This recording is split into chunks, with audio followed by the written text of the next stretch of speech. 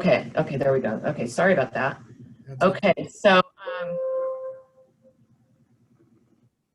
ahead and get started. Okay, so yeah, like I said, I'm an appraiser. I've been an appraiser for about 30 years, and I do a lot of appraisals in Orange County and LA County, and I specialize in doing private appraisals. So for like divorces, when people die, they need a date of death appraisal for tax purposes. I do a lot of pre-listing appraisals, and I do also work for lenders. So I also created this Facebook group for real estate agents to help out you guys so that we can, you know, work better together. So if you're interested, you can just go on Facebook and, you know, ask to join. It's called Appraisal Answers for Real Estate Agents. And I have samples of like rebuttal letters on there if you get a poor appraisal. There's all kinds of information on there about, you know, like where to put the smoke alarms and carbon monoxide alarms and just things like that, things that I come across out in the field that I think might help you guys. And just, you know, when I'm working on different challenging jobs, just things that come up, I like to share that with you guys, and so that we can all, you know, learn from each other.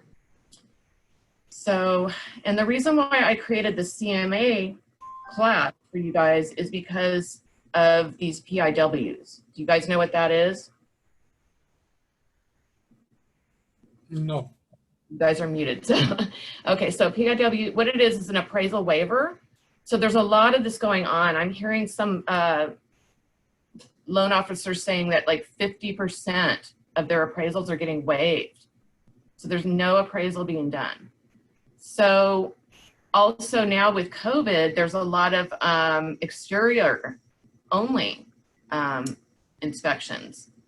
And so, you know, this is creating some issues, and, you know, it's just not as accurate doing that. And the thing about it is that some of these ones that are getting waivers for the purchases, you know, especially right now with getting multiple offers and people wanting the property so bad, they're willing to pay more than it's, you know, really can appraise for. So if they're getting the appraisal waived, then this is what's driving the prices up, because, you know, they're really paying more for that property than it's really worth. So then everybody else has to pay more for their properties. So a lot of times when I am researching my comparables, I will ask the agent if the appraisal came in, especially if I see it's a really high sale and it's just not making sense. Why did this one sell for so much more? And then a lot of times I'll find out, well, the appraisal didn't come in, you know, or something like that. Or maybe there was just something really unusual about the property that they just wanted it so bad that they were willing to pay more for it. So a lot of times we call those outliers. If we find something unusual about a property, it's an outlier. We may have to throw that one out if it just doesn't make any sense to use it in the appraisal. So another thing about these waivers on the appraisals is it puts you guys, it gives you guys more liability. With no appraisal being done, you guys are going to then be looked at as the value experts if something, you know, happens down the line. If, you know, by, let's say, buyer's remorse. And, you know, I found from my E&O company that they are saying that lawsuits, 60% of the claims, actually, I think that's on the next slide. Let me put it on here. Yeah. Okay, so 60% of the claims come from property purchasers. 30% are from inflated values, buyer's remorse. Only about 3 to 4% of sellers sue, and it's mostly due to low values. And I am an expert witness, and I've been hired by real estate agents that are involved in lawsuits to do appraisals. And I actually have had one seller sue because they claimed that the agent sold it for too low. And it was trash. It was a trash property. What happened is the seller was in jail, and there was all these people living in the property, and they trashed the house. And so then it went into, it was going to be a short sale. So the agent had to sell it for really low because it was in such bad condition. And she had to find a cash investor to buy it, sight unseen or whatever. So, you know, she really sold it for what it was worth. The problem is that she didn't, by the time this guy got out of jail and tried to sue her, she did not have the photos on her phone anymore of what the property actually looked like. So all they had was a property inspection report. And of course, the guy who bought the property later remodeled it. So of course, now it's looking great by the time this guy gets out of prison. And he's trying to claim that, you know, they sold it for too low. So, you know, this agent was actually getting ready to retire. It was a broker, and she was getting ready to retire. And instead of retiring, she had to spend like a year battling this stupid case. And she wasn't even at fault. You know, I did the appraisal and it came in around what, you know, they sold it for. But the thing is, it costs so much for your attorney and all that, you know, to go to court. It just costs so much. And so they ended up having to just settle because they couldn't afford to keep fighting it. So, you know, I'm just trying to help you guys to prevent you guys from getting into these kind of situations in the first place. So that's why I like to, you know, do these classes for you. And as you can see, the statute of limitations, you know, it could happen years from when you sold a property. So that's the problem is, you know, so you've really got to keep a lot of documentation just in case anything like this, you know, ever happens. And so an appraisal would be, you know, if they would have had an appraisal in the beginning, that would have been their documentation, and they probably wouldn't have had to go to court. So, so yeah, and like it says on here too, the most common error in appraisals is square footage. And I just had one. I just did a pre-listing appraisal for an agent, and it was in Downey, and this house was supposed to be 4,500 square feet. When I measured it, it was only 3,500 square feet. So I asked the seller about it, and I said, do you have a previous appraisal? Do you have the blueprints? She had the blueprints, and per the blueprints, it was around 3,800 square feet. I was coming up with 3,500 square feet. Blueprints, we can't always count on them because sometimes people make changes after the blueprints are made, and they're not reflected in the blueprints. So that's why it's really important for properties to be measured, because there's a lot of errors in the tax records and in the in blueprints or whatever. So this lady contacted the assessor's office, and they provided us with a sketch that was really rough. It looks like they didn't even go inside the house. And I don't even know if they went to the property at all to come up with the square footage, because they didn't cut out, like on the second floor, there's an area that isn't livable space. You have to, you know, it's all open to below. And so we have to, that's not considered livable space. So we can't include that in the livable square footage. Well, the assessor included that because I don't think they ever went inside the house. And now they're saying they can't come out to measure to make it right because of COVID-19. And they offered to remeasure it from Google Maps. And the seller was like, well, no, that's not going to help, because if you measure, I mean, from the outside, it looks like it's 4,500 square feet. But once you get inside, the only way to know for sure is to measure that second floor, which also had angles and curves, and it's not easy to measure. I was there for 3 hours. So I'm just telling you guys this because this is the type of thing that people get sued about a lot, because sometimes they don't find out for years, until years after they bought the property. So it's, you know, that's why if there's any kind of discrepancy at all, I would suggest that you just, you know, have an appraiser measure it for you to just get that, you know, taken care of right in the beginning, so that there's no, you know,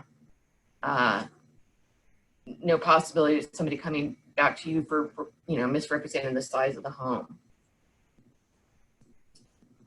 So talking about comparable sales then, you know, when I'm first picking out a comparable sale, I guess the thing that I start with first is a range of square footages that, and I also search in an area that is very close by to where my subject property is. Sometimes if I can't find enough sales, I may have to expand my neighborhood boundaries, or I may have to expand the size of the home. But I usually start out with about 25% bigger and smaller than the property I'm appraising.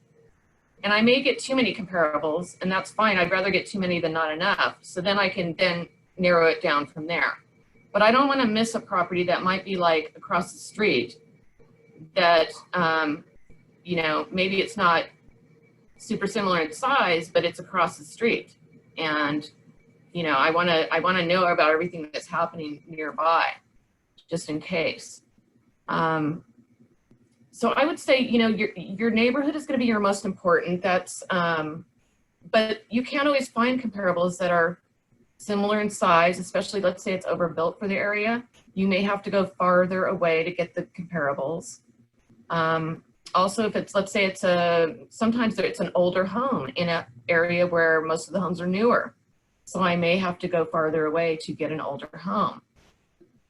So you basically want to try to find comparables that pretty much cover all these different bases. You know, you want one similar in style, similar in age, similar in, you know, size.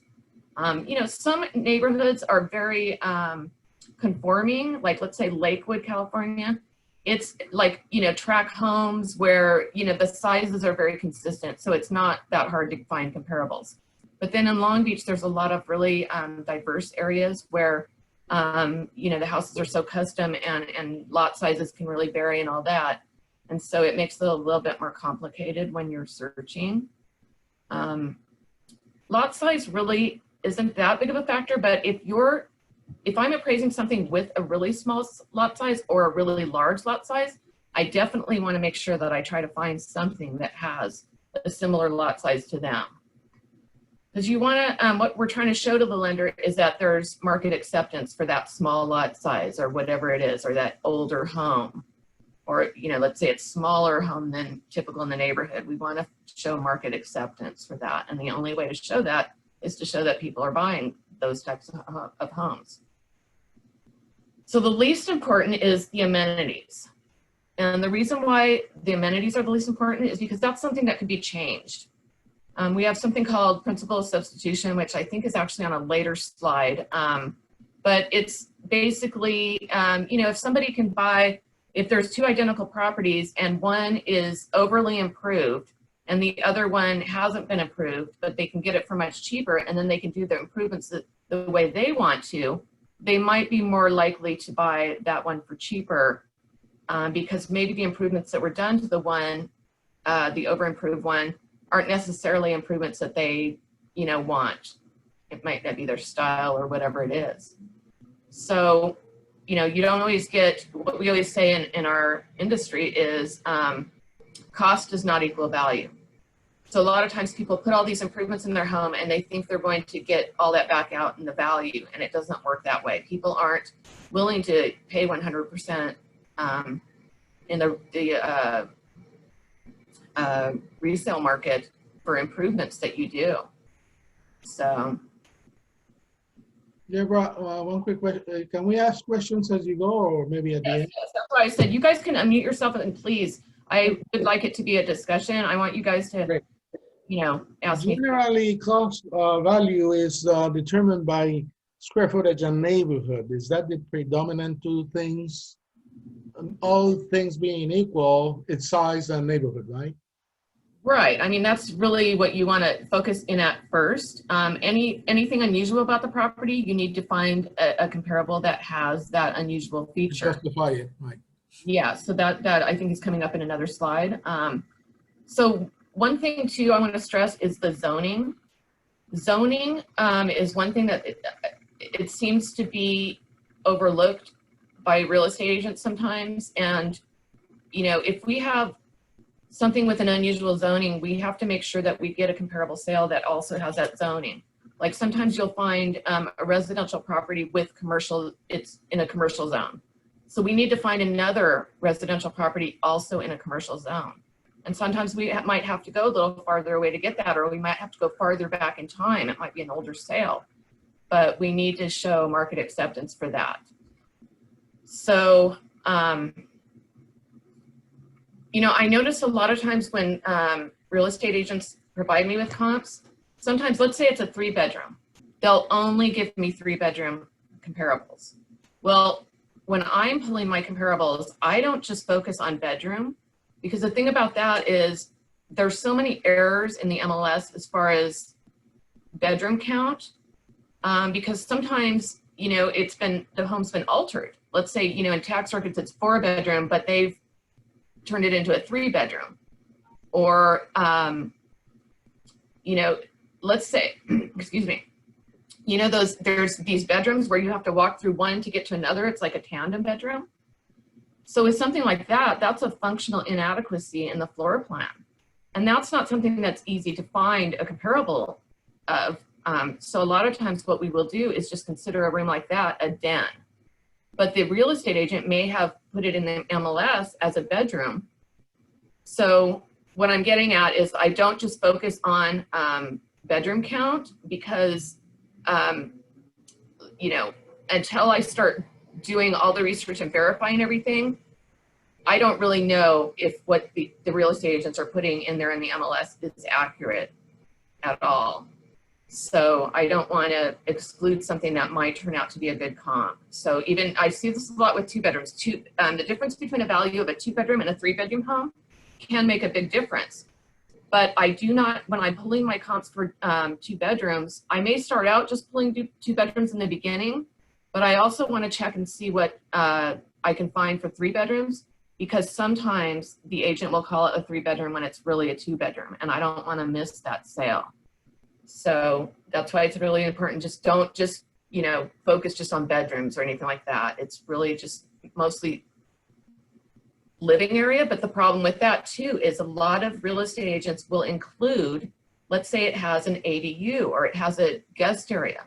Sometimes they will report in the MLS that, let's say it's a 2,400 square foot property, but only 2,000 of it is living area and the 400 square feet is guest area. So that throws off our data when we're looking for comparables. And so it can be, you know, sometimes it's like looking for, you know, a needle in a haystack, looking for certain comps when, you know, the MLS is not completely accurate. So, you know, that's why we verify everything. We compare like tax records with the MLS, and then we may even have to interview the agent too to find out, you know, the real deal. And also if there's permits available online, I will also double check those to see, you know, if there's any permits for this unexplained extra square footage, let's say, or conversions or whatever it is they have that's not, you know, jiving. So, and a lot of these guidelines that I'm going to be going over with you guys, I mean, they're not set in stone. They're guidelines. I'm going to be, you know, talking about Fannie Mae guidelines and lender guidelines, and they're just guidelines. And we just have to explain if we cannot follow the guidelines. And a lot of times it's very hard to follow the guidelines. It really depends on what's happening in the market. If there's not a lot of comparables at all, you know, usually in this, like for instance, in the wintertime, January and February, comparable sales start getting really limited because all the best sales activity usually happens in the spring and the summer.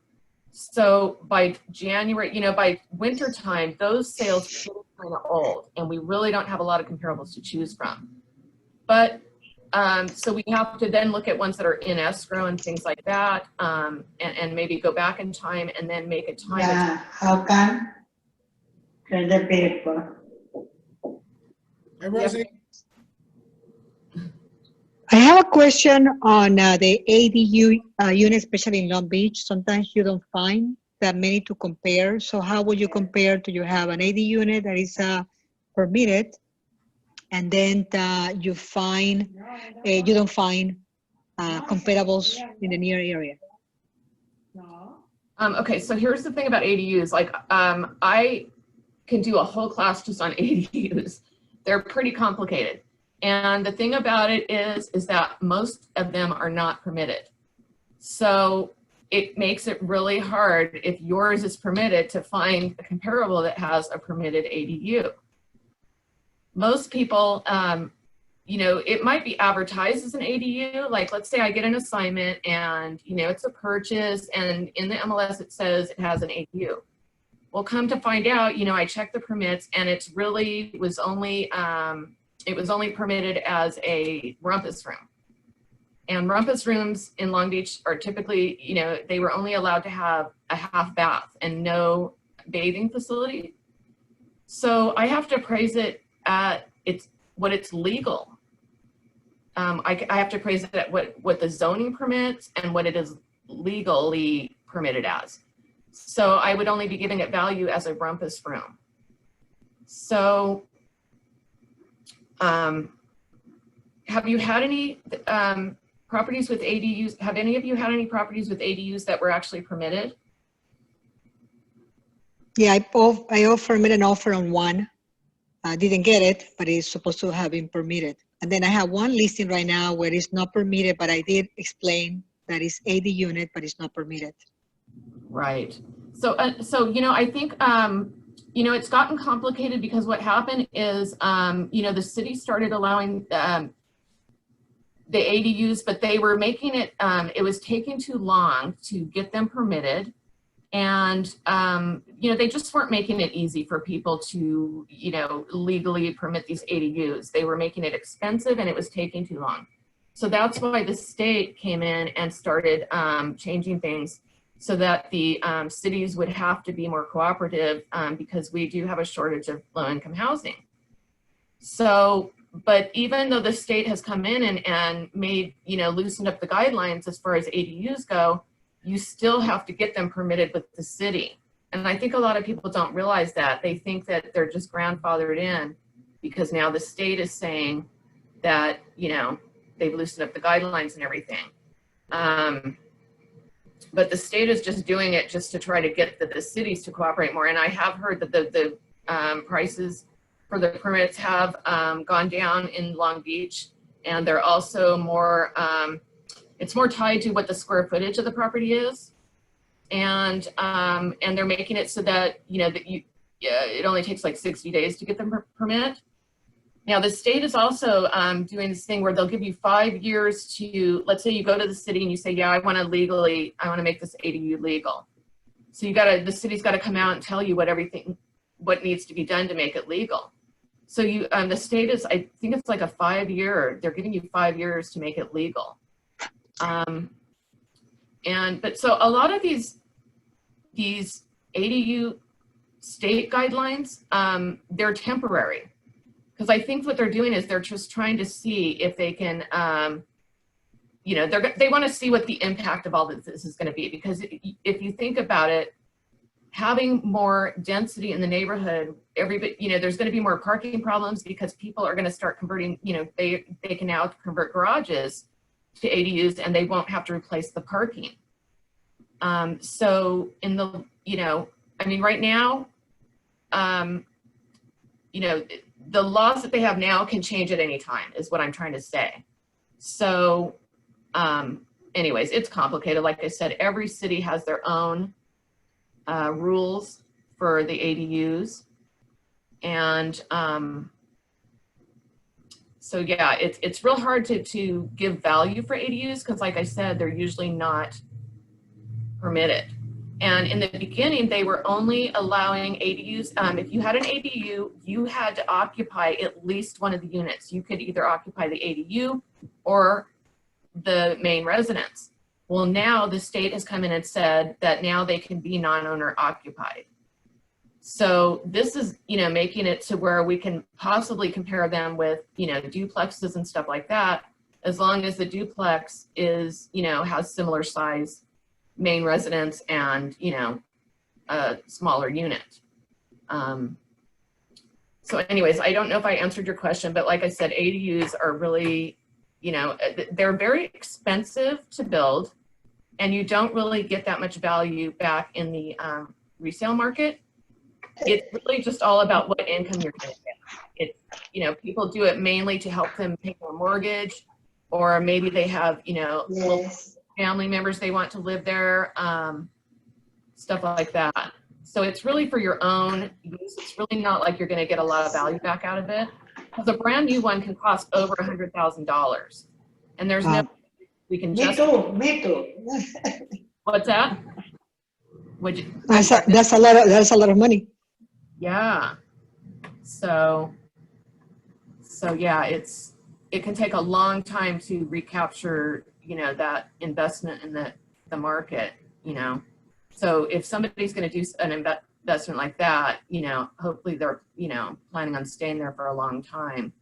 And it's really more for their own use probably, but. Okay, so here's some lender guides that we try to follow. And like I said, we can't always do this, but they like us to stay within a mile. They like us to have at least 2 closed sales that close within 90 days. They like to have 2 active and are pending sales. Pending sales are always better than active because sometimes I can find out from the agent what they actually sold for. And when the market's really, when the values are going up quickly, it's really important for me to, find out what's going on with these pending sales, because that will tell me what's going on right now in the market. And, in the beginning of this pandemic, people were holding off selling their properties. So there was barely any comparables for a while. And then they finally started selling, but it was kind of tough for a while finding comparables because, nobody was listing them. So we couldn't find actives or pending sales. We couldn't, and then the closed sales were getting really old. So it was pretty tough for a while there, but then, as you guys know now it's like the demand seems to be really strong. I don't know, how are you guys still seeing that? Is inventory still really low? Yes. Yeah, limited inventory and then 20, 30, and 40 offers. Yeah. Crazy. Yeah, it's crazy. I thought the opposite would happen when this pandemic started. I didn't think that this was all, this was really unexpected, I think. And now as appraisers, we're having unprecedented volumes because the interest rates are so low. So we're doing a lot of refinance appraisals and purchase appraisals. And it's just, it's crazy because now it's taking, in some markets, it's taking 2 weeks to 4 weeks to get appraisals done. So, and like I said earlier, they are waiving some appraisals and, but then that causes other problems. So I would suggest you guys as agents, if you have a buyer that's paying cash or they got a waiver for an appraisal from the lender, I would suggest to them that they get an appraisal anyways, because the appraisal will protect them. When a lender gets an appraisal, it only protects the lender. It does, even though the borrower might get a copy of the appraisal, they are not a user of that report and they cannot use that when it comes to a lawsuit or anything like that. So if a buyer really wants to protect themselves, and also this will protect you too, because if they don't get an appraisal, then you are going to be considered the expert in valuing the property. And, when people sue, they're going to go for the people that have the E&O insurance. So if there's an appraiser, they're going to go for the appraiser. They've got E&O insurance. Mostly likely they would go for the appraiser unless, unless something was misrepresented to the appraiser and the appraiser could prove they didn't, know it. But, basically they're going to go for the people that, the agents and the appraiser.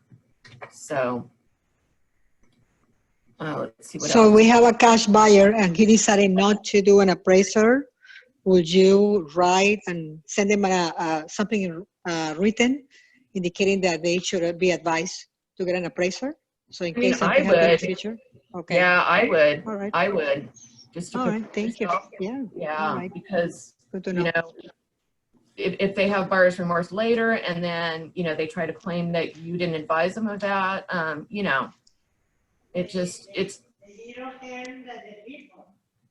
It makes sense, yeah. So then we have something in writing that at least we send Right. him an email or something. Okay. Right, and it shows Makes that you sense. did your due diligence to them to protect them and to, also let them know that, because you guys are not really value experts. So, you know, at least that lets them know that they, you know, have other ways of, you know, making sure they're making a good choice on their purchase, you know. Rosie, The lender appraisal. this should be almost written by an attorney to be as a disclosure that they were advised. But let me ask you, Debbie, a couple of questions. When a property sells over appraised value, the buyer pays the difference as down payment. Is that correct? So yeah, if the buyer still wants it, then they have to come in with more cash, or you have to That's negotiable. That's Yeah, negotiable. yeah, so you can renegotiate the sale, but if you're getting 30 offers, they may not want to negotiate with you because they've got so many other offers. It's like, no, they're willing to pay more. So, you know, that's why you have to be kind of choosy about which buyer you choose too, because you want to make sure that it's going to be one that is, you know, going to be able to perform. Yeah, so it's. So when the lender doesn't want to run an appraisal, should an agent insist on getting a indemnification from a lender for the agent? You know, I believe that the lenders give them a choice if they still want to go ahead and get the appraisal, and a lot of them don't, which really surprises me because I don't think they realize the importance of it. So, just to save the cost, they're really. Yeah, like, okay, you're talking about, you know, you could be overpaying, you know, thousands upon thousands of dollars for this property. And for $500 appraisal, I mean, isn't that worth it to make sure that you're making a good investment decision? It's Because crazy. the appraisers also discover so many other things that real estate agents don't always know either. You know, sometimes agents are not from that immediate area and they're not aware of certain things that we point out in the appraisal, or, you know, even like in the zoning. There could just be so many different factors that may be discovered in an appraisal. And like I said before, the square footage, because that's something where I don't know how many times somebody's already been in escrow and then they find out the house they're buying is really a lot smaller than they thought. So now they don't want to pay that amount of money for this smaller house because they thought they were getting a bigger house. So they either need to renegotiate the sale or the buyer backs out. So that's why I recommend getting the appraisal. I don't know why appraisals are not done first. Pre-listing appraisals are a really good idea because that way you know what you're getting into before you even get into escrow. And then there's no surprises or anything like that. So there are a lot of agents that do hire me for pre-listing appraisals. A lot of times they are unique homes. But sometimes it's because also the seller thinks their property is worth more than it is. So they bring in an expert to, you know, kind of for a reality check. So, yeah, I mean, it seems really backwards to me that they, you know, and the appraisals are like one of the last things to get ordered. And then all this pressure is on us appraisers to hurry up and get the appraisal done, which isn't really fair to us. You know, all of a sudden, like everybody else's emergency becomes ours, and we have to do our due diligence. I mean, I can't cut corners when I'm doing an appraisal. You know, that'd be like if I was building a house and I decided to, you know, cut out like, oh, I'm just not going to, you know, I'm going to leave out like a really important step in building this house that could, you know, be hazardous, you know. So we can't really cut corners, and, you know, it puts us in a bad position. So, yeah, it protects you guys too when you get the pre-listing appraisals. So like I said, this one guy that just ordered one from me, if he wouldn't have hired me to do this pre-listing appraisal, he might have sold this house for way too much because they thought it was 4,500 square feet because the assessor said it was 4,500 square feet. I mean, he could have got sued later on, and the seller could have got sued, you know, if I wouldn't have caught it. And here's the other thing. They had just refinanced the house in March. She provided me an appraisal where the appraiser said it was 4,500 square feet also.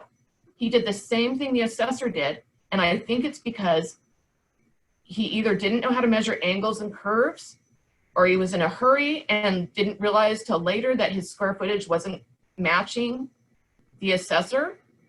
And so he just tried to make it match. I've seen that happen before too, where the appraiser will just fudge the numbers because sometimes they don't realize till they get back to their office that the size, that there's a discrepancy. And then they might think, well, I must have made a mistake then. And then they just try to, you know, fake it. But that's why when I'm out there, I figure out the square footage right while I'm out there on my tablet. And if there's any discrepancy, I ask the people right then and there about it before I even leave the property to make sure that I'm not the one making the error. And I will also double check all my measurements to just make sure. So, Debbie, one quick question. sure. What's the best way to have a letter accept a seller's appraisal? Because they want to order their the appraisals of appraisers they know, certified and all of that.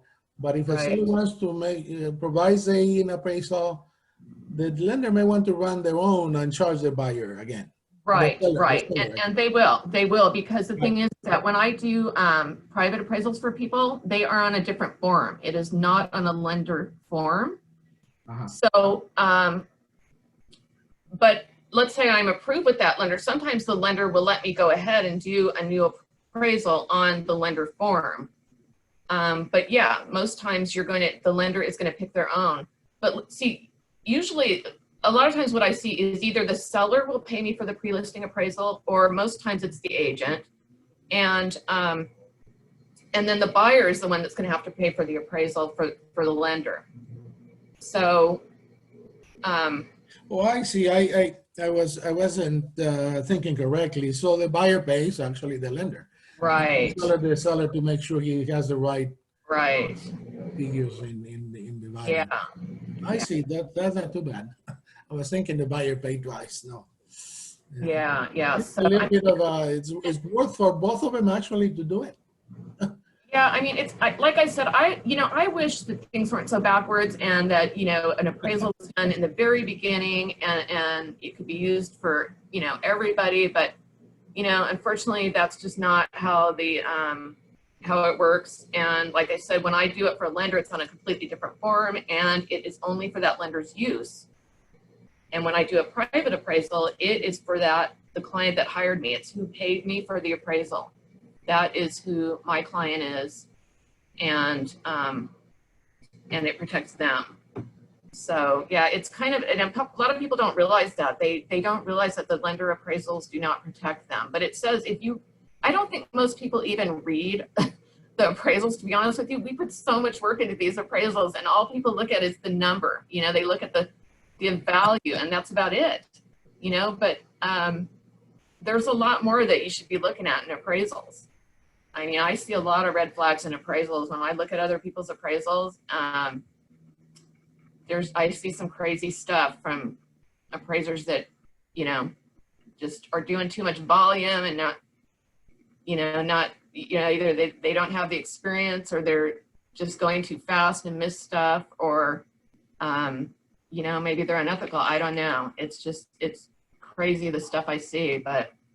Debbie, on the mixed zoning, do you ever run into environmental red flags that you may want to recommend an environmental study? Is that common or not at all? For what now? That you see a red flag that may require you to recommend an environmental study.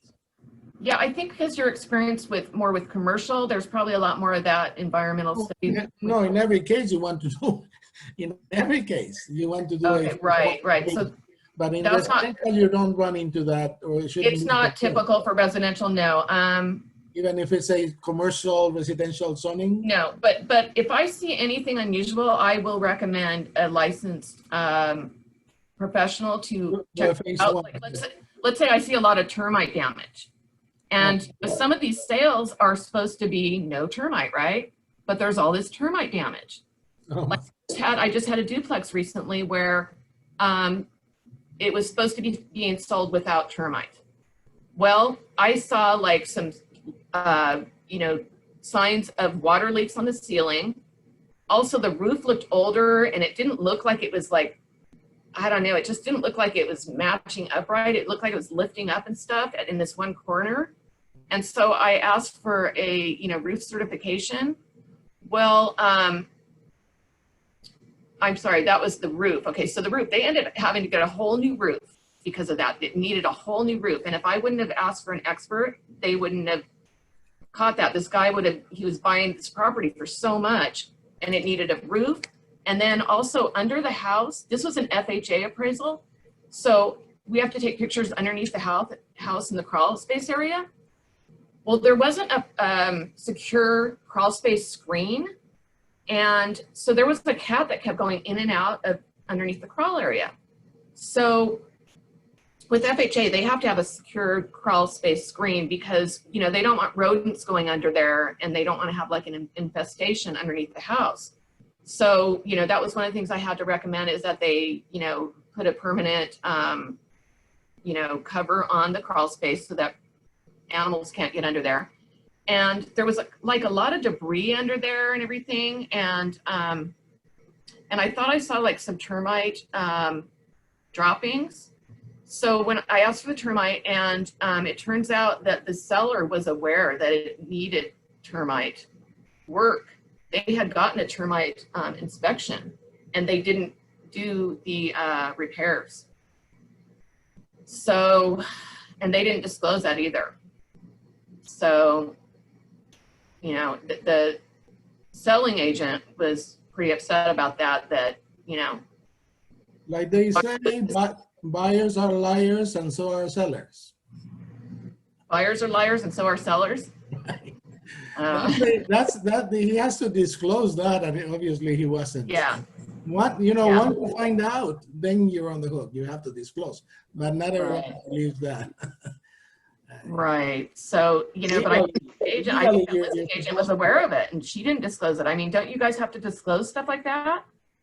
Oh, yes. Yes, a listing agent, you have, no, any reports that is done in the property, regardless, you have to disclose it. Everything. So if you get a pre-listing appraisal, you have to disclose that? That's correct, yes. Okay. Because it's a material fact and we have to disclose it, yeah. Right. Huh. Yeah, so, but it doesn't always work that way. They don't always disclose everything, as you guys know. And so, that's why we all have to do our due diligence to make sure that nobody's getting screwed. So, question, when you have a pre-listing appraisal, and then let's say the buyer does their also appraisal, is there a discrepancy in there? Usually, or are they very, very close, or how? There can be. Okay, so I've had, just because somebody wants to, okay, so for instance, I did an appraisal on in a golf course community, pre-listing appraisal. I could only support a value of about, I think it was about 1.4 million, okay, based on the comps I had. And there hadn't been any sales for a while because it was it was like in March, right when COVID was happening and all that stuff. And right after I did the pre-listing appraisal, by the time the guy got this on the list, the agent got it on the market was starting to go crazy. And he ends up getting a cash offer for like $1,650,000. So, but and that guy didn't get an appraisal, but it's like, for appraisal purposes, we couldn't appraise it for that much. But if the guy wanted it that bad and was willing to pay that much, I've seen people pay $400,000 more than properties are worth. And it's just crazy. I don't, this is what drives the prices up, I think, but so yeah, I could appraise it one day. The thing is, all an appraisal is a snapshot of what the value was that day. We all know the market can change really quickly. So what I appraise it for on this date, a couple months later, it may not necessarily appraise for that same amount. Also, when I do a pre-listing appraisal, a lot of times I do it prior to them staging it and prior to, it's the property's still kind of a mess with, a lot of times they are, older people had lived there and, passed away, and then it's a trust sale. So there's still like a lot of their belongings there, and, it's real dated. Like this golf course one, it was very dated. And, but you know, all the properties there are so unique and everything. And it's just, it's really hard with those kind of properties, because especially when in the upper end properties, what I've heard listing agents say, I mean, those are the big boys buying the properties, right? So if they will pay, they can afford to pay whatever they want. If they really want a house, they will pay whatever they want for it. But it doesn't mean it's going to appraise for that. So, you know, that's. So still, if someone wants to do that, then we always should send them a recommendation that they should have an appraisal regardless. I mean, I because would. it's a potential lawsuit. Yeah. I mean, I just seen That too makes many sense. lawsuits. I've seen too many lawsuits, and I'd rather see you guys out there, you know, selling properties and not being all tied up in the legal system. And a lot of times it's not even, a lot of times the agents get sued when it's not even their fault, because like I said, they have the E&O insurance. Like I had one guy come to me one time. So he was a listing agent on a property, and I think it was a 5-unit property. And I think it was, what happened is the seller had illegally converted some of the 2-bedroom units to 3 bedrooms. And it was in a parking impacted area. The city had already caught him doing this and had him convert them back to, you know, the original bedroom count. And he went ahead and converted it back again to try to sell the property for more. And when I looked at the comps, I mean, this guy paid hundreds of thousands of dollars more for this property than it was worth, because it really didn't have these 3 bedrooms that he thought he was going to get income for 3 bedrooms. And it was really only 2 bedrooms, because right after he bought it, the city made him convert it back. So of course he went after the agent. And when I started pulling the data, and there had been an appraisal done on this one too. And the appraisal didn't come in at the value, and the lender went ahead and made the loan anyways. So to me, it seems like there probably should have been some liability with the lender too. I don't even know whatever happened to that case. But when I started looking into the MLS records for this property, you could see that at one point, these were 2-bedroom units. And now all of a sudden they're 3-bedroom units. Well, how did they get to 2-bedroom to 3-bedroom? You know, then I researched the permits. I don't see any permits for that. So I would have started asking questions as an appraiser when I see these kind of discrepancies. You know, I start trying to get to the bottom of it.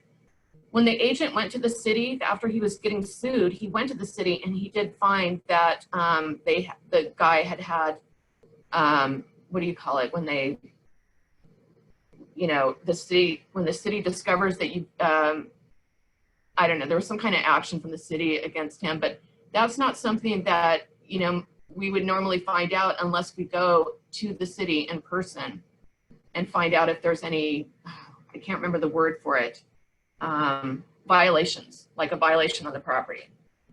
Yeah, and some, when I do LA properties, I go to Zemas to get my data, and it has permit information in there. And a lot of times it will show if there are any violations, but it seems like it mostly just shows ones where they've already taken care of the violations. So I don't know though if there's any details about if there is a violation in progress, if there would be details about that. But it's really hard to find out if there's any violations, like I said, unless you actually go to the city and talk to someone there. So anyways, like I said, to me, it would have been obvious as an appraiser, because I would have seen the MLS records, the discrepancies between, you know, all of a sudden it's got these 3 bedrooms when they used to be 2 bedrooms. So, you know, that's another thing that I suggest you guys too, is to always pull all the MLS records for, I pull them not only for the property I'm appraising, but for all my comparables, because a lot of times that will tell me a lot of stuff that was unanswered in the most recent MLS listing. I'll see discrepancies, and so then that's when I start asking questions. So here's another thing that lenders like us to do. They like us to bracket different things, which is not always easy either. But let's say we have, let's see, okay, so this property, it has a sales price of $399.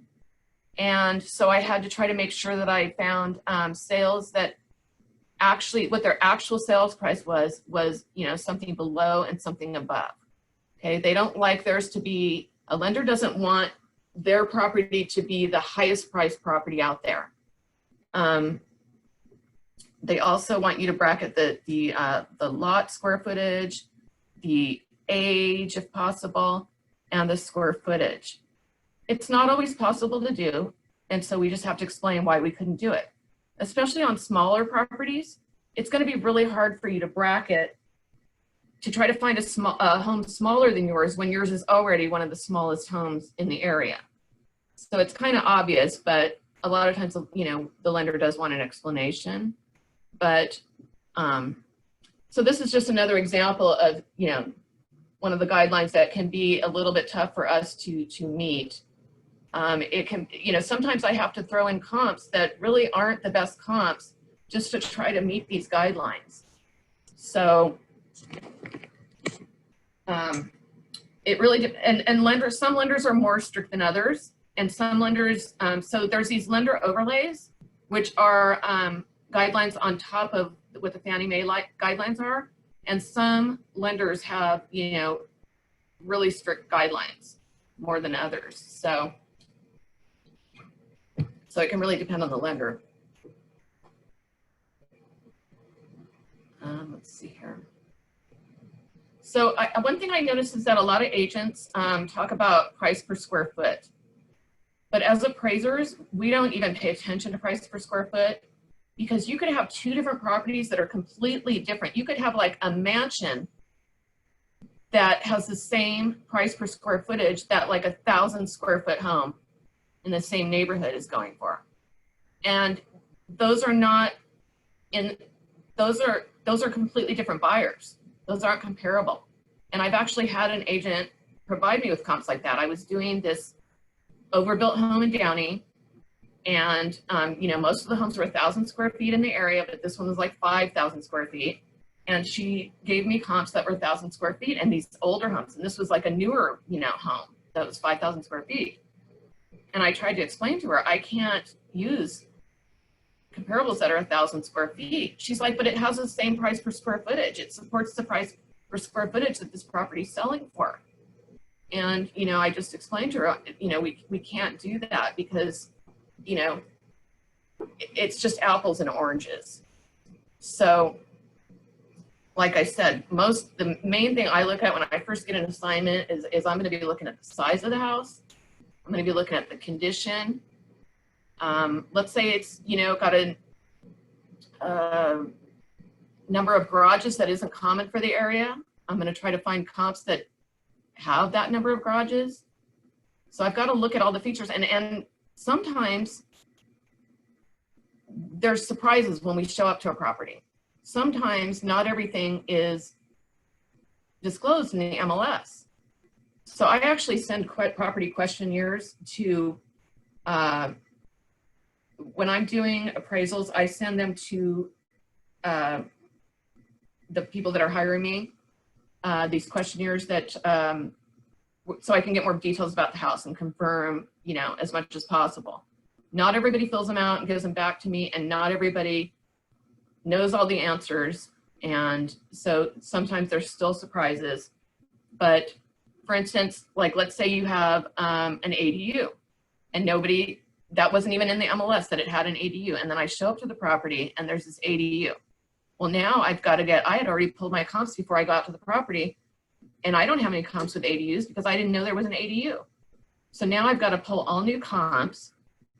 And so it just, you know, then it's just going to put me behind schedule because, you know, nobody told me about this ADU. So, you know, we try to find out as much as we can before we go out to the property, but it's not always, we don't always get all the information we need, unfortunately. So we just have to, you know, I'll just pull comps while I'm there after I leave the property, I just pull the comps on my tablet and try to make sure I get comps that have whatever amenity it is that I didn't know was there at the property. So if there's anything unusual about a property, you want to definitely make sure you tell the appraiser about it so that they can make sure that they can, you know, pick the right comparables. And you also can, you know, you can supply them with comparables. I mean, I think most appraisers would be willing to take them. I always accept comparables from agents because I want to make sure I'm not missing anything. I mean, I'm not perfect. It's very easy to miss something, especially if there is a mistake in the records or anything like that, and for some reason the property didn't come up in the search because of that.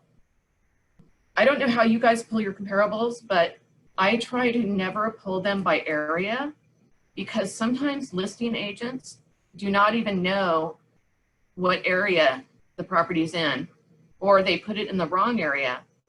So I might miss a really good comp if I pull comps by area. Instead, what I do is I draw the map boundaries in the MLS and pull my comps that way to make sure that I don't miss anything, just in case there's an error with that. So there's a lot of ways you can pull your comparables, and sometimes I have to do it a lot of different ways to find the right comparable. And it takes a lot of time sometimes. Let's see here. Okay, so here's another example of like what I was saying, where the price per square footage can be similar, but they're completely different homes.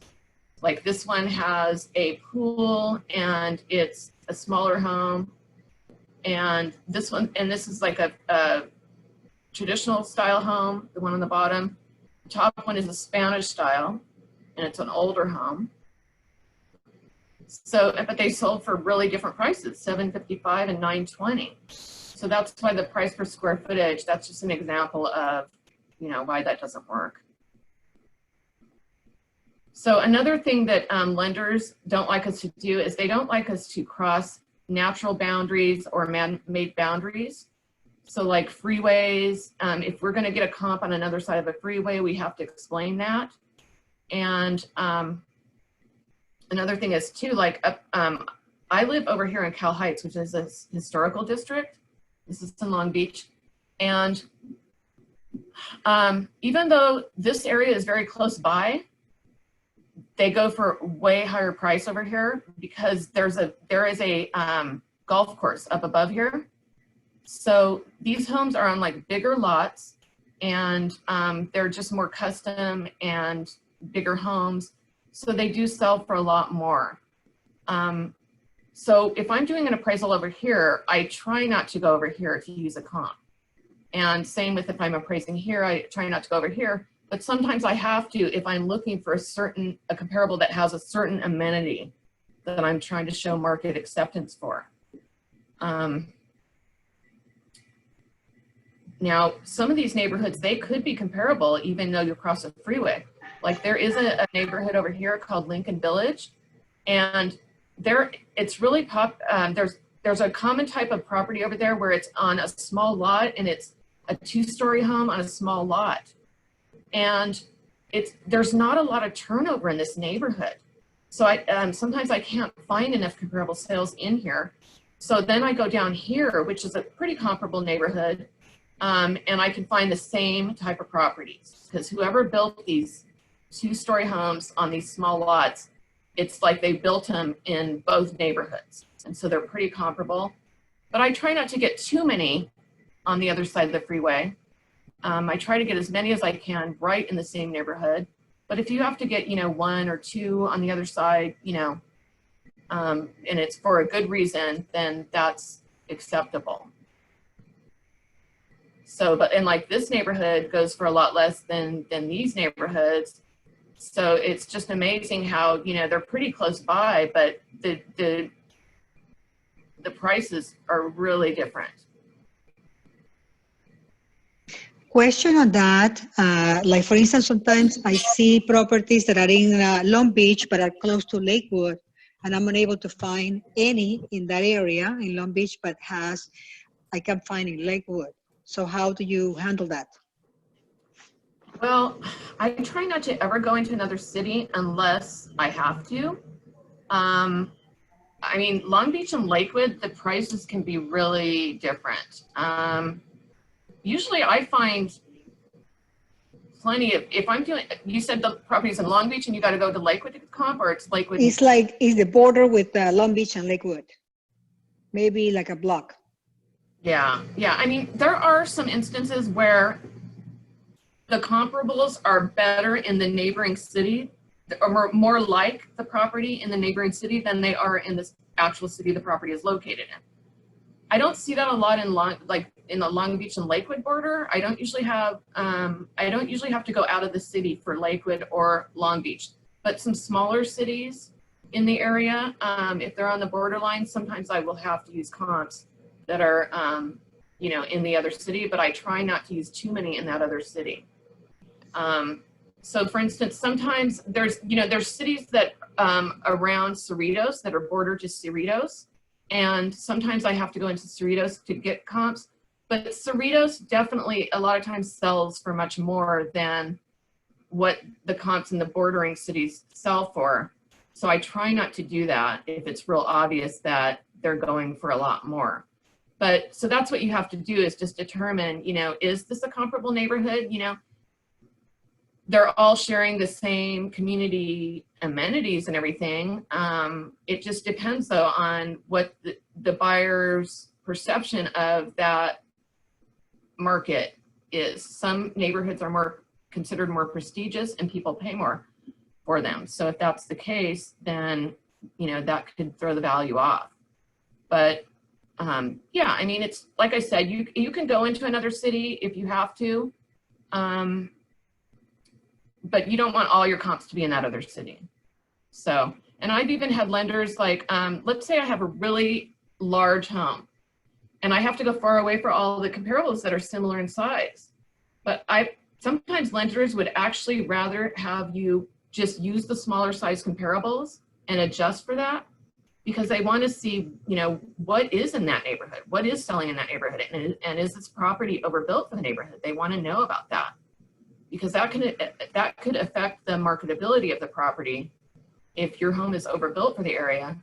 And then the only comps you can find is in this nicer neighborhood. There needs to be some kind of adjustment for, that being a nicer neighborhood or something. Sometimes it's hard to pinpoint how much the difference really is. I mean, we have to do a paired sales analysis. That's, what we're supposed to be doing is a paired sales analysis, where you take two properties that are identical and you narrow down, let's say everything's identical except for one has a pool and one doesn't, and they sold for $10,000 difference. That would be the ideal situation, right? So it's obvious that the pool value is $10,000. Unfortunately, it's not always that clear cut. We don't always have the most perfect comps. So it can be a lot more complicated than that. So, let me see what else. School district. There are some school districts that I remember doing an appraisal for this relocation company, and the listing agent was adamant that I cannot use comparables in a different school district. But the problem is that I had to use comparables in a different school district because, a different school, not school district. It was Long Beach Unified School District, but it was the elementary school. The schools were different. It was different elementary school and middle school and all that. The thing is, Long Beach has school of choice. So you can go to any school you want, in high school anyways. But even in the lower grades, we got our school of choice for my daughter because my husband works for the school district. So they give first priority to, people that work for the school district. So we could pretty much get her into any school we wanted to.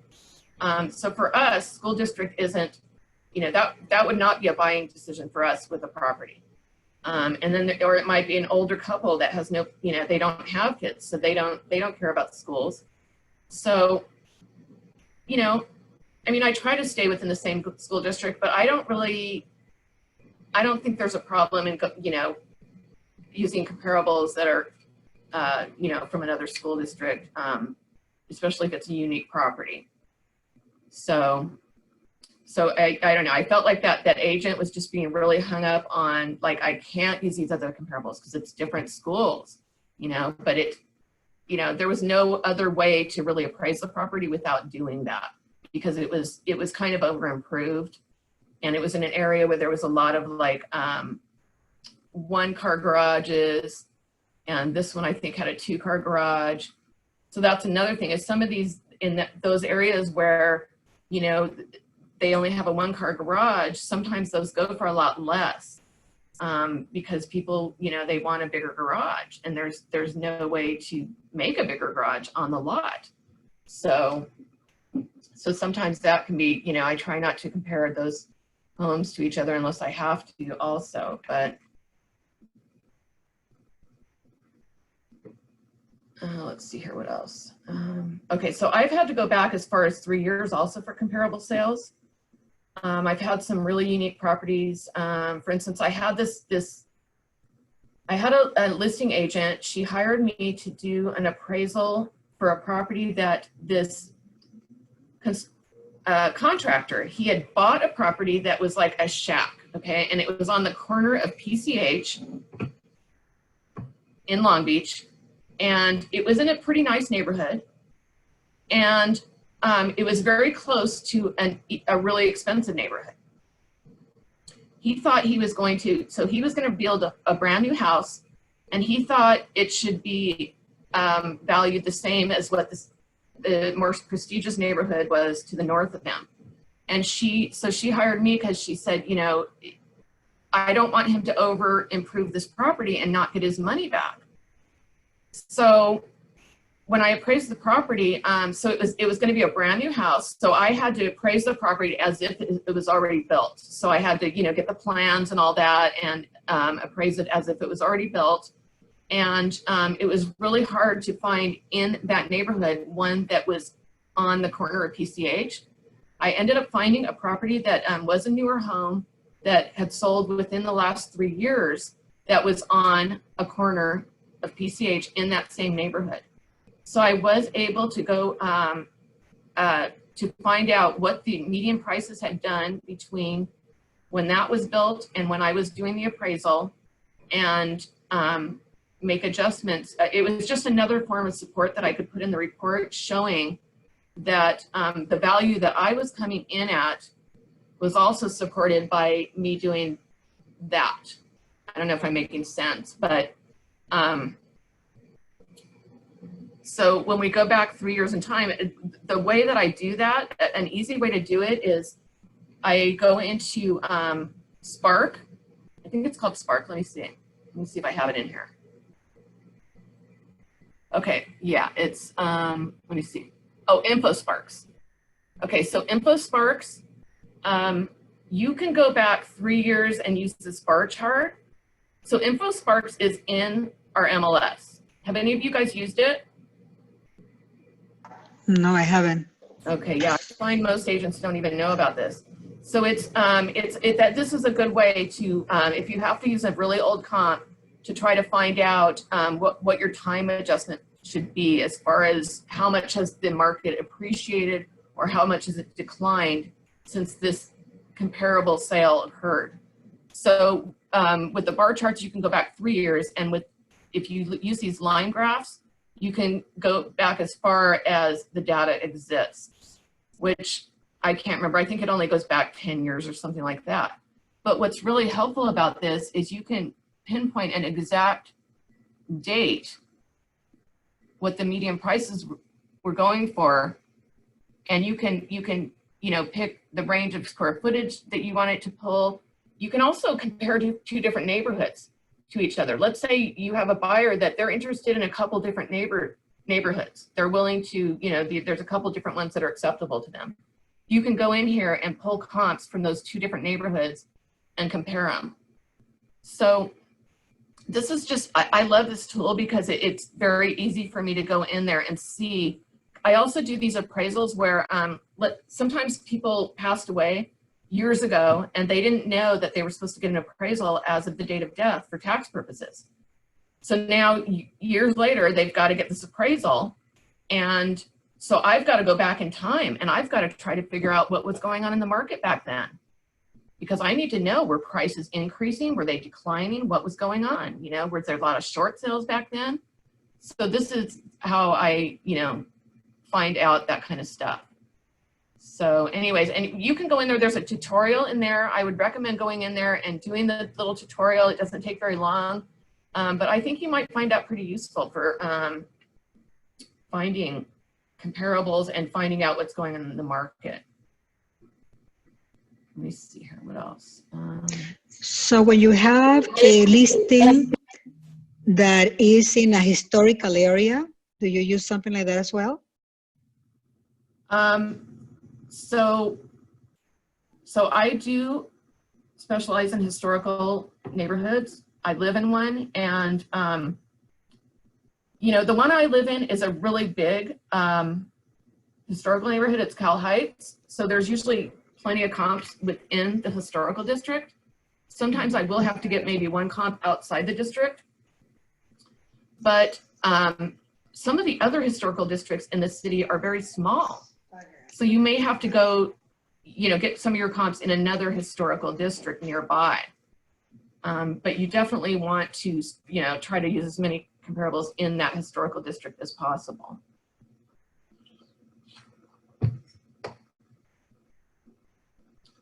Did I answer your question? Is that what you were asking?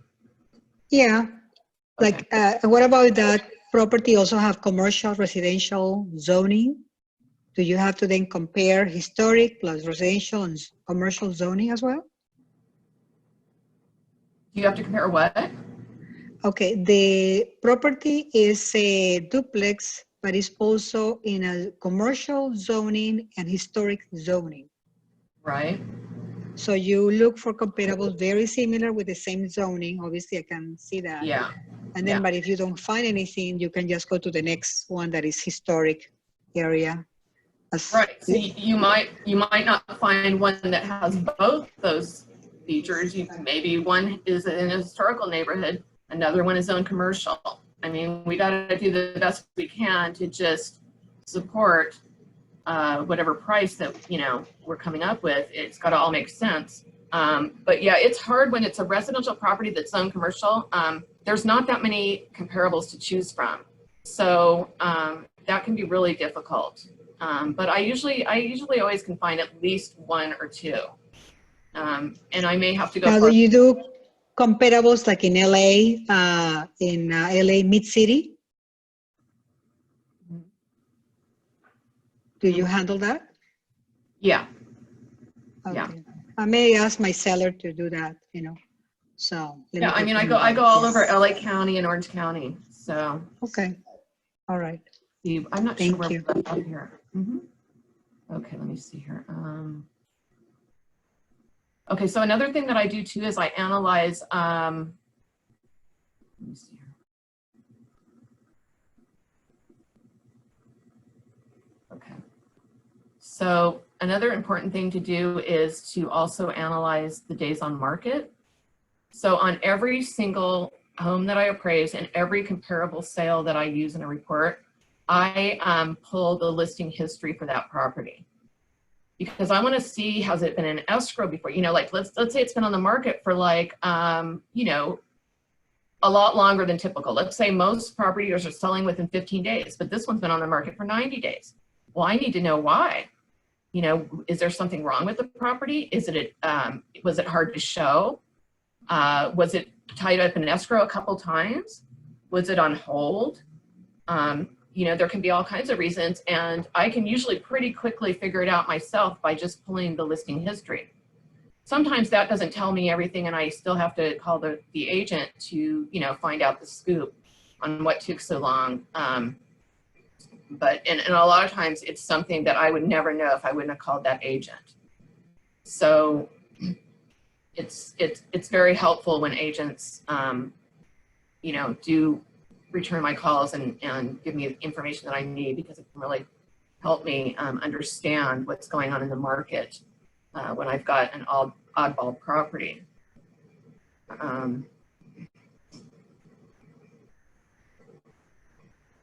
Okay.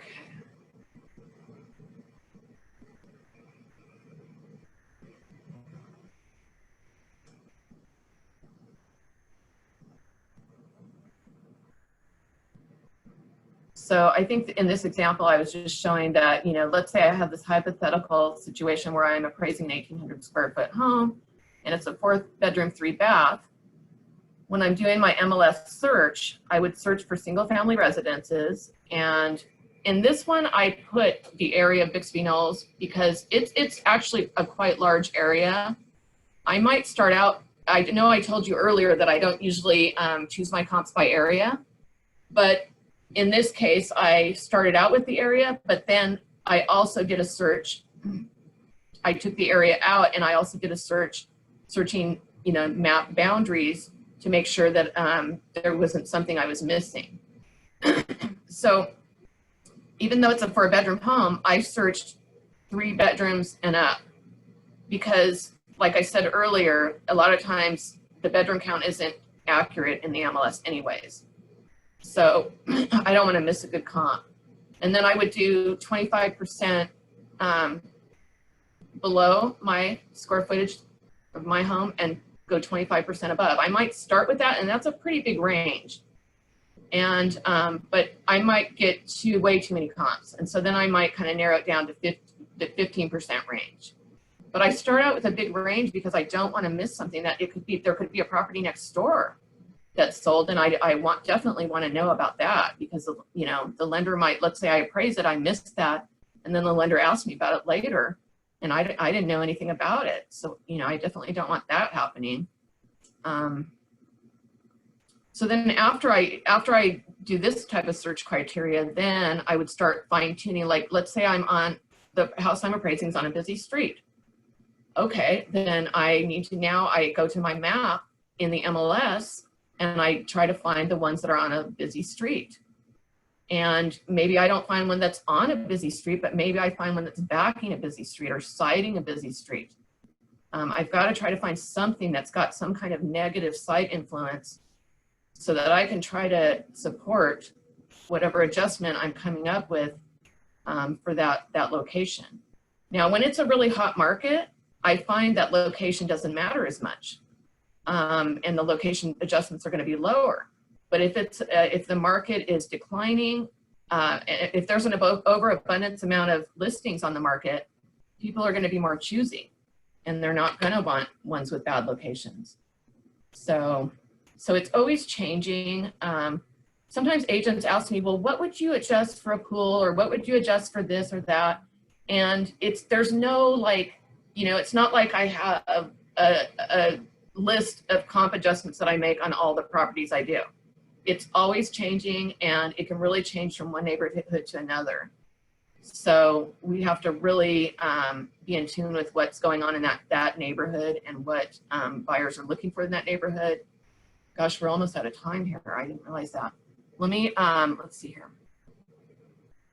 Okay, so like I said, after I get the size and the area figured out and do my search for that with the single family residence, then I would start honing in on if it had an unusual location, I want to find comps with that.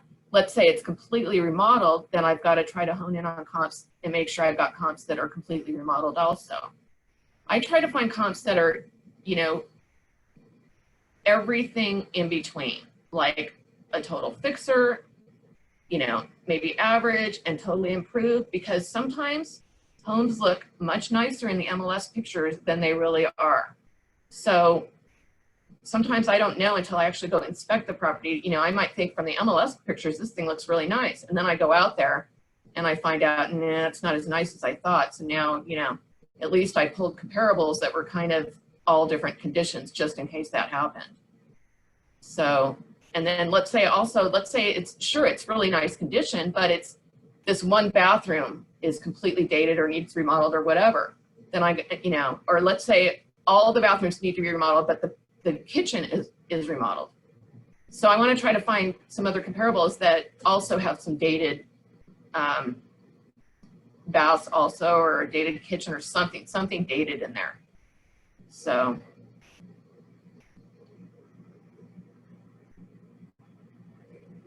So this is just, again, earlier in the slides, I was showing you how the difference in prices can really vary, even though these are not that far from each other.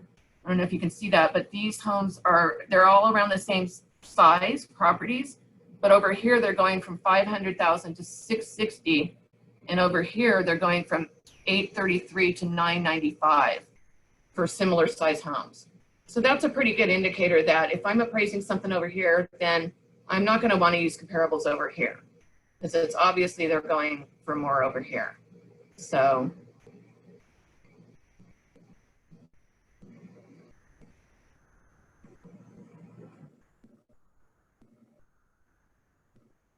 okay, so we already kind of talked about a lot of this. Also, some of these flips, you know, these flips, the quality of the upgrades is not that great. And so I will find sometimes that those will sell for a little less. And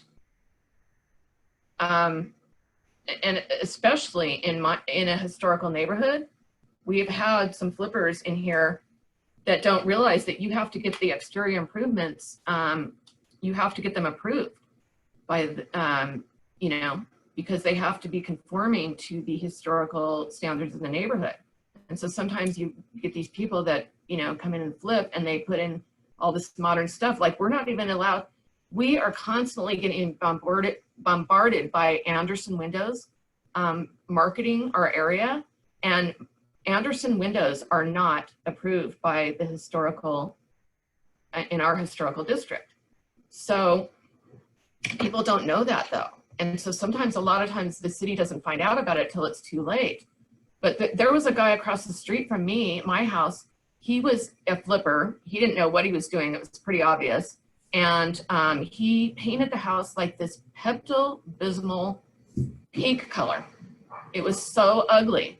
And I knew that wasn't a historical color. So I called the city, and right away he starts painting it like this bright green color. And the bright green color, I'm sure, was probably not historical either, but it was definitely better than the pink. But luckily, the people that bought the house from him ended up repainting it a color that conformed to the neighborhood. So anyways, it's real important to, if you're in a historical district, you need to make sure you are aware of what the rules are for improvements that you can do on the exterior. And Deborah, one quick question about that. Are there two lists of historical properties? I'm talking about Los Angeles. We made sure a property we were selling was not in the list, and then a city official pulled up a second list, and they said, you are on a historical area. So as far as you know, are there more than one that may be different from one another? Well, see, there's historical neighborhoods and then there's historical properties. There's not that many homes that are historical properties, and that's a whole nother issue. If you have something that has been declared by the city as a historical property, that can be very expensive to maintain, because you can't change anything. All the quality of the materials has to all be the same, and it can be very expensive to maintain a home that's a historical, that's been, you know, determined to be a historical property. Now, in a historical district, you usually have a little bit more leeway. It's usually just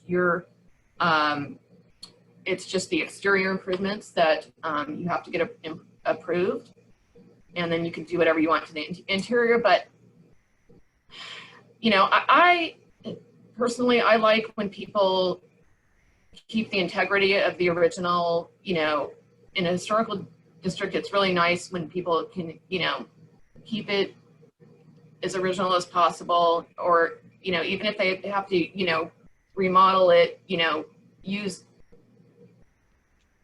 materials that are similar to what the character was back in when it was built.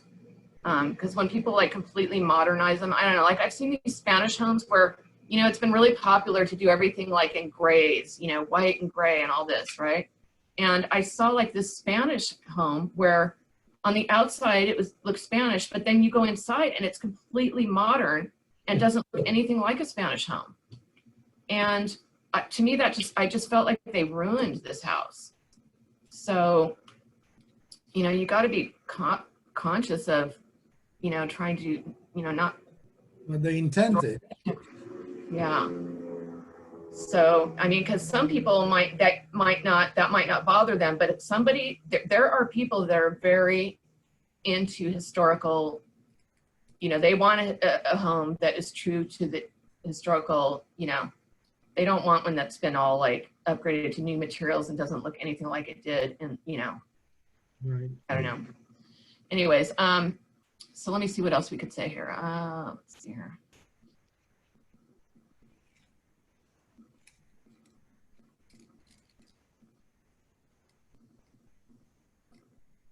Okay, I already kind of talked about some of this.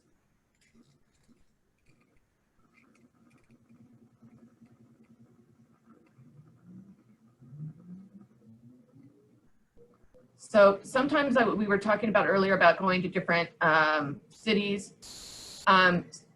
Probably the only time I've ever really gone to another, well, the golf course homes, although I recently I said I did this home recently in a golf course community.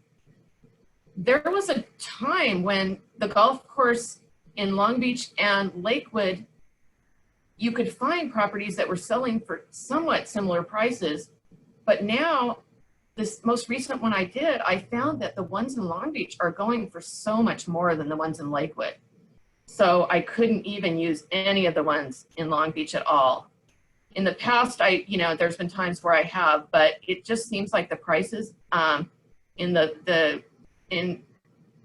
area that I would normally compare the Lakewood Country Club to in Long Beach, the prices have escalated so high at this point that I can't even use those comparables anymore. I mean, they're going for like 2 and 3 million instead of in Lakewood Country Club, they're going for, they were going for like around $1 million. And now they're, like I said, this one guy just paid $1,650,000 cash. So now, if people keep paying those prices, it is going to bring it up to the level of what people are paying on the Long Beach golf course. But right now, typically I see that this Lakewood golf course, the prices are typically lower. I mean, there might be similar size homes, but for some reason, they go for so much lower in Lakewood.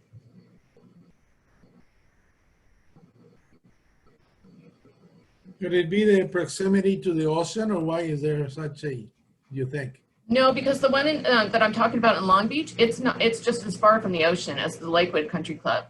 It's Los Cerritos, it's Virginia Country Club, they're both like off of Carson, they're both in, farther from the ocean. So it's not that, it's what I find in the Lakewood Country Club right now, we're seeing a lot of people passing away, and their homes are like a time capsule from like the mid-century era, or the 60s and 70s.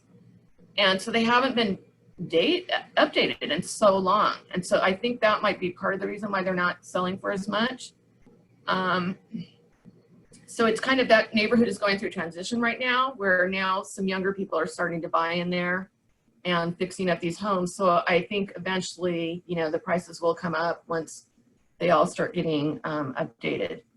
So yeah, it's interesting, some of these Lakewood Country Club homes, the things that I've seen, just how dated they are. It's really interesting. Okay, let me see what I was trying to, let's see.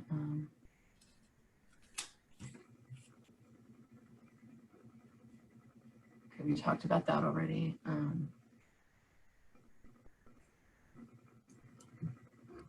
As far as the neighborhoods and the quality of those neighborhoods, are they comparable? The houses are not, obviously, but I just thought of an investor that is asking me for his kids. He wants to buy them their condominiums or housing. But it seems like a Lakewood would be a bargain to get into now. The neighborhood justifies it, and then fix a house to be like Long Beach. Yeah, I mean, I don't know. The Lakewood homes they're not as good of quality homes. They were built after World War II. And so they're mostly tract homes, whereas Long Beach homes are, a lot of them are custom. I see, So, that makes a difference here. yeah, yeah. And so that's why I think they go for less too.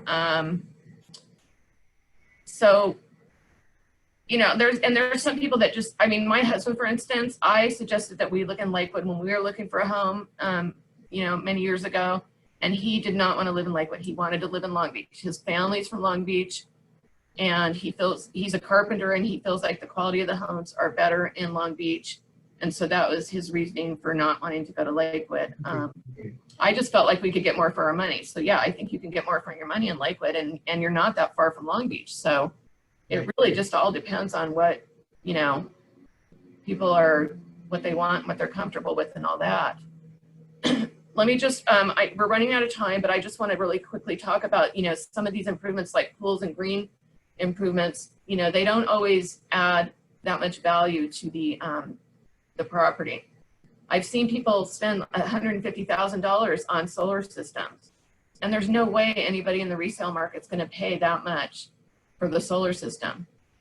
Another thing is we can't even give value for a solar system if it is a leased system, or now Fannie Mae just changed as of, I believe it was August 1st, or was it, yeah, August 1st, I think. Fannie Mae now is saying that if there's a loan, let's say they got a loan to buy the solar, and they still are making payments on that loan, we can't give any value for the solar system because it's really not owned. So it really has to be owned free and clear for us to give value for a solar system.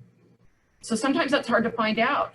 And sometimes people will tell me their solar system's owned. And so I'll say, well, let me see the contract.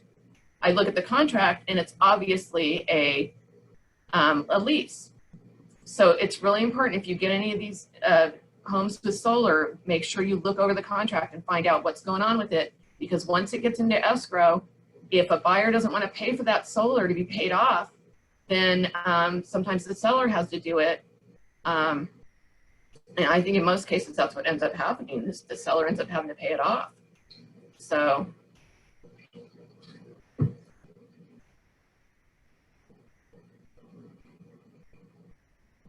Okay, so any questions? Here's again the Facebook page if you want to join that. And any other questions for you guys? So all of what we saw on the slides are on your webpage or Facebook? Are the slides on there? If you want the slides, I can email it to you. Let me send you a text with that because I had to step away to a call. But Okay. I definitely see a lot of valuable information. So I'm going to send you an email address, and if you could send me. Sure. Thank you so much. It's very informative. Yeah. What is your contact information? Okay, do you see it on the screen? So my phone number is 562-595-8976. And my email is deb@appraisalcare.com. Thank you. You're welcome. All right. Thank you so much for joining me today. I think it was helpful. Thank you. Very informative. Very informative. Good. All right. Well, have a great day, everybody. Take care, Rosie. Take care. Bye. Bye. All right, bye-bye.